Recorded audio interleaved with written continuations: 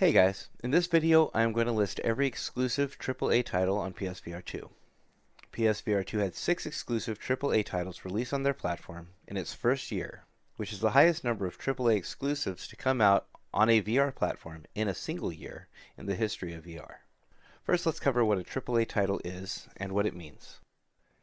A AAA title at its base level is a game produced by a mid to large sized studio of 50 or more employees. Typically, this means better known franchises, larger development budgets, and just generally more resources. It does not mean that the game is good, nor does a game not being AAA mean that it is bad, but rather it was developed with the resources to make a high quality game. In this list, I will not only name the title, but the developer and roughly how many employees that developer has, so as to clarify exactly how AAA these titles are. Probably the biggest racing game franchise on the PlayStation format, the entire Gran Turismo 7 game is playable in full VR. Developed by Polyphony Digital, who has 87 employees, this game can be played with a DualSense game controller or a steering wheel setup. This title is a favorite for a good chunk of the PSVR2 community, as people dump hundreds of hours into this game. As a person who's not a huge fan of racing sims myself, this game is not my favorite, but even I have to acknowledge how well the game plays and looks on PSVR2, and even I get sucked into it for a few hours at a time whenever I do boot it up. There are 37 locations for a total of 110 different layouts where you can race over 400 cars from over 60 automotive brands. Switchback is a shorter AAA title with a campaign that lasts roughly 5 hours. This game is made by Supermassive Games, which has around 350 employees. This game plays like a shooting arcade on roller coaster rails and features a pretty great custom soundtrack. You are often presented with a railroad switch, allowing you to choose to go left or right, which will determine which parts of the tracks you will see and which parts you will miss out on. Also, there are puzzles where your actions will save or sacrifice a life. Resident Evil 4 Remake is an action horror title that takes place in the Resident Evil franchise. Developed by Capcom, which has over 3,300 employees and is undoubtedly a AAA title, the campaign is around 15 hours. The VR mode is a Sony PSVR2 exclusive.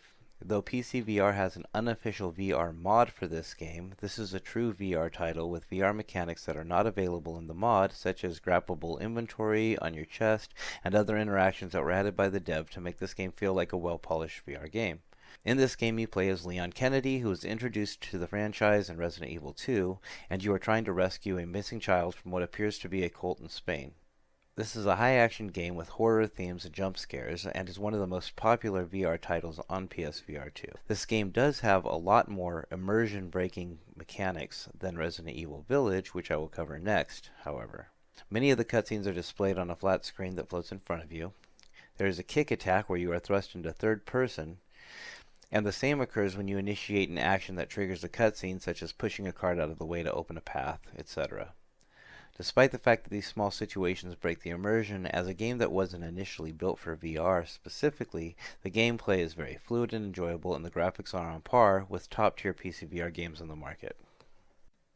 Resident Evil Village was also developed by Capcom, and is also an exclusive VR mode that is only available on PSVR2. In this game, you return as Ethan Winters, who was first introduced in Resident Evil 7 Biohazard. You are searching for your daughter, who has been taken from you by the US government for reasons that you don't understand. The campaign is roughly 9.5 hours long, and I would classify this game as a fantasy horror adventure.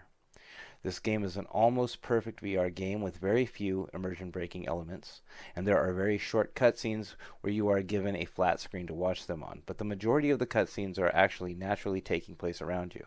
This game doesn't have kick and roll mechanics like Resident Evil 4 that put you into third person.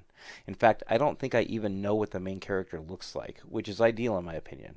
I consider this to be a better VR game than Resident Evil 4 Remake because it plays better in VR, in my opinion, though both Resident Evil titles are incredible must-own games for people who can handle the horror elements in VR.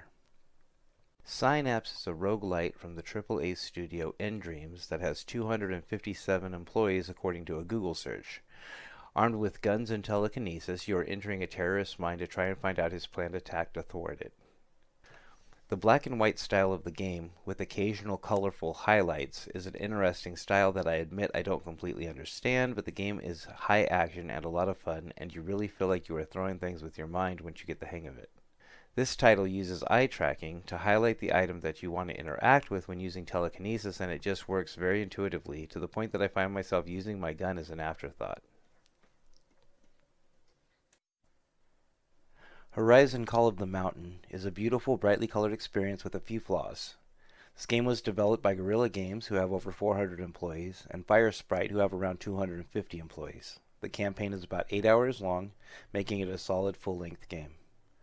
This game was available in a bundle with the PSVR2 at launch, and in many ways was the first game to really showcase the colors and graphics that the PSVR2 is capable of. Unfortunately, this game uses reprojection and is very obvious. This game is based around two mechanics that VR does very well, which is archery and climbing, but many people found the climbing to be used way too often. Also, the mechanics when you are in a fight are unique. You get stuck in a sort of strafing mode where you are kind of locked on the enemy and are fighting, which actually works pretty well but takes some getting used to. While this game is undeniably a AAA title and a full-length game, it was not received as well by the community as most of the other titles on this list. However, a lot of people who go back and revisit this game with a better understanding of what they are getting into have grown to really enjoy this title. So there we go, 6 AAA titles in 12 months, which in my opinion is a very strong start for a platform that is going to be supported for at least 3 more years, probably a lot longer. Aces of Thunder and Metro Awakening are 2 upcoming AAA titles that have already been announced, and they look very promising. What is your favorite AAA title on PSVR 2? Let me know in the comments, and don't forget to like and subscribe. Thank you for watching, and game on.